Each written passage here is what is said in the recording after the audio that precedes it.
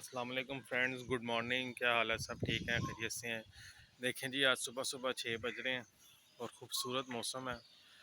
बारिश हो रही है और काले बादल छाए हुए हैं, ठंडी हवा चल रही है। सबसे पहले आप ये देखें, मौसम इंजॉय करें क्योंकि सुबह के टाइम कबूतरों को दाना पानी डालना होता है। तो आज मौसम थोड़ा सा ठंडा है और ठंडी हवा चल रही है। तो इसलिए मैंने कहा सबसे पहले आपको ज़रा वेदर की अपडेट दी जाए। मौसम देखें आप, माशाल्लाह सुभान अल्लाह, खूबसूरत मौसम है।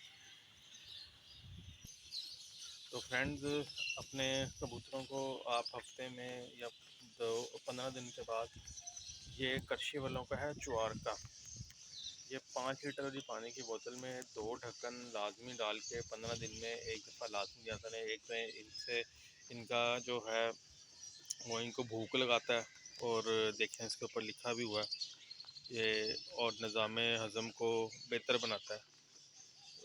ये शरबत है, तो ये देखें आप, ये हफ्ते में आपने एक दफ़ा डाल दें या 15 दिन के बाद एक दफ़ा डाल दें, ये आपकी अपनी मर्ज़ी है। 5 लीटर पानी में 2 ढक्कन आपने इस शीशी के डाल दें, ठीक है। इससे आपका कबूतर बिल्कुल फिट रहेगा।